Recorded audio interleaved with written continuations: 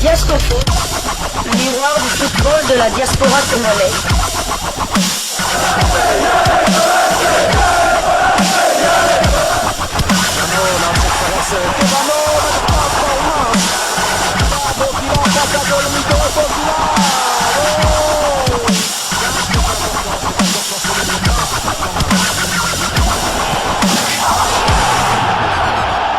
Diascofoot, le miroir du football de la diaspora congolaise. Vous êtes sur Diascofoot, le miroir du football de la diaspora congolaise. Diascofoot vous dit bonjour, tout le plaisir est pour nous de vous retrouver, mais surtout de savoir que vous êtes nombreux en train de suivre votre chaîne YouTube dédiée uniquement aux footballeurs de la diaspora congolaise. C'est l'heure de partager avec vous quelques news que nous avons pu récolter pour vous, des news concernant la tanière des léopards de la République démocratique du Congo, et cela dans le cadre de cette troisième livraison sportive de ce samedi 6 avril 2024, une livraison qui nous emmène du côté de l'Angleterre. Après le demi-dieu congolais Chancel Mangoulou, c'est le tour de notre international congolais d'être nominé dans son championnat. En première ligue, Yohan Wissa nominé aux côtés de Phil Foden et Marcus Rashford.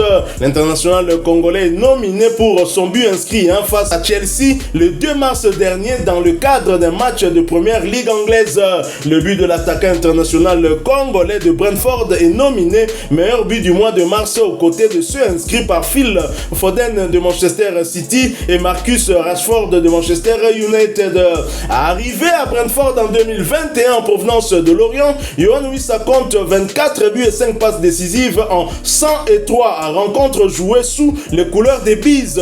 Il a déjà inscrit 4 buts en 21 sélections chez les Léopards de la République démocratique du Congo. Le Congolais également meilleur buteur des Léopards lors de la dernière CAN, il faut le dire. Il est très en forme cette saison pourvu que ça dure. Yohan Wissa qui est un joueur sur qui nous allons bien évidemment compter lors de la prochaine échéance où les Léopards seront face aux Lions de la Teranga de Sadio Mané pour le compte de la troisième journée des éliminatoires du mondial Mexique, États-Unis, Canada. Les Léopards qui occupent la troisième place justement derrière le Sénégal et le Soudan qui comptent 4 points. Nous en avons 3, 3 points engrangés en tout cas lors de la victoire face au Mourabitoun mauritanien lors de la première journée. C'était 2-0, c'était à Lubumbashi. Et bien sûr, Yohan Wissa qui reste un élément majeur dans la composition de l'effectif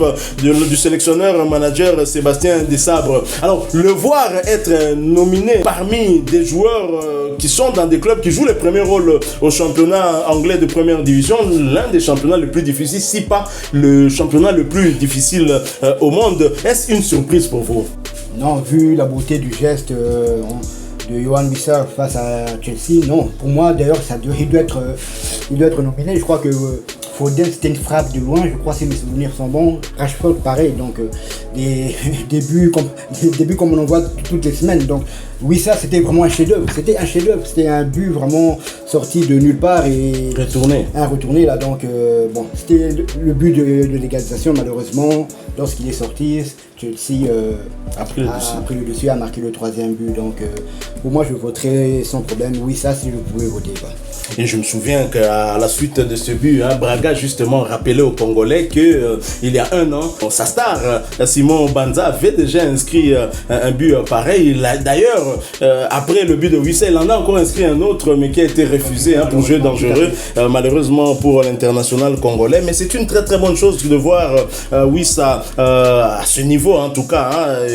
Juste, on va dire 2 mois avant d'affronter le Sénégal, le Congolais est très en forme et en confiance et on l'aime le voir ainsi et c'est vraiment bien. Alors, nous avons parlé de Yohan Wissa, une bonne nouvelle, il est nominé comme Chancel Mbemba dont les performances ont aussi fait qu'il soit nominé dans un prix qu'il a déjà remporté. C'est lui qui est tenant du titre. Il a ce prix entre ses mains. Va-t-il le remettre à son coéquipier Aubameyang ou à un autre joueur, Achraf Hakimi ou autre? on ne sait pas, on va attendre le verdict. On va attendre bien sûr le verdict des deux médias français, France 24 et RFI, qui organisent le prix Marc-Vivien Foé.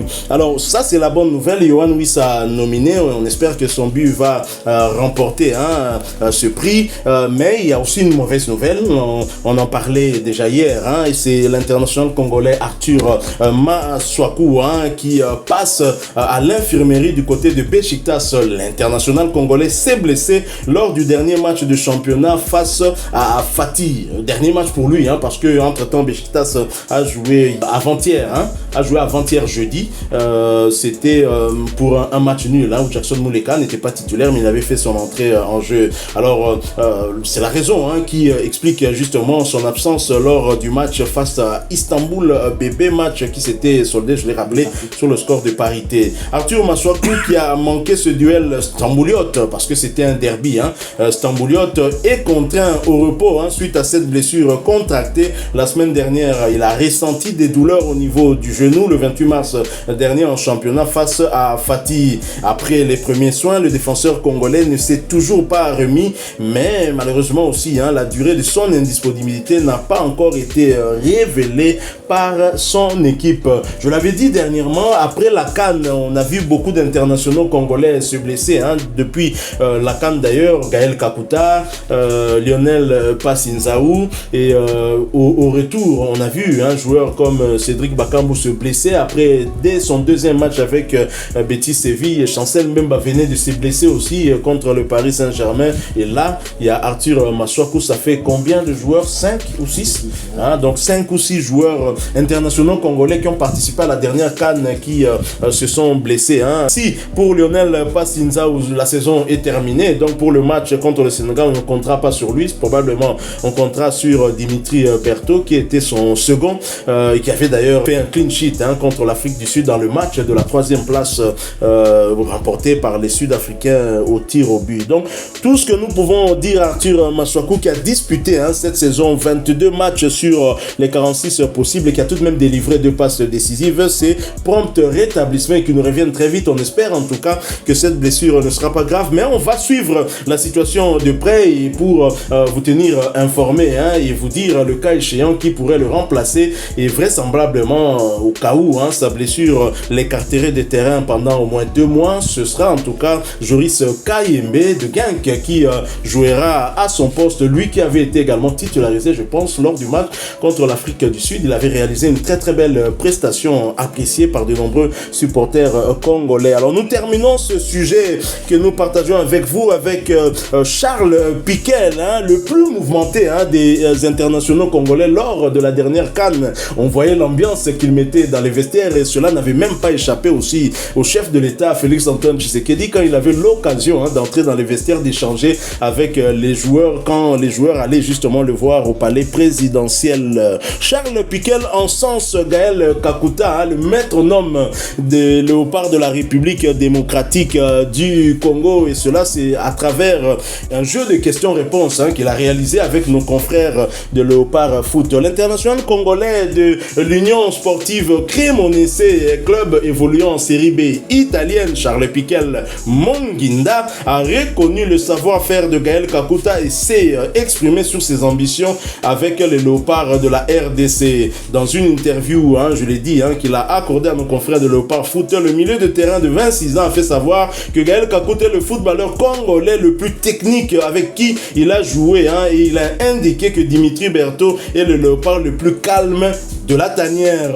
Il a profité de l'occasion pour révéler également qu'il rêve de jouer la Coupe du Monde avec l'équipe nationale de la RDC et qu'il a beaucoup apprécié l'organisation de la Fédération congolaise de football association. Pour rappel, la sélection congolaise a terminé à la 4e place lors de la dernière CAN après avoir été battue par les Bafana d'Afrique du Sud au tir au but le samedi 10 février dernier. Mais avant cela, les Léopards ont été éliminés en demi-finale par le pays pays hôte, la Côte d'Ivoire vainqueur du reste de la compétition. Bien avant, les Fauves congolais avaient terminé en deuxième position du groupe F, dominé par les Lions de l'Atlas du Maroc. Les Léopards avaient terminé avec 3 points après 3 matchs nuls. Les Congolais ont par la suite éliminé les Pharaons d'Égypte sur penalty, puis le Sili national de la Guinée, respectivement en 8e et quart de finale avant de se hisser en demi-finale. Pour la prochaine échéance, c'est déjà au mois de juin prochain où les Léopards vont affronter les Lions de la Teranga du Sénégal au stade Abdoulaye Wade de Dakar dans le cadre de la 3e journée des éliminatoires de la Coupe du Monde.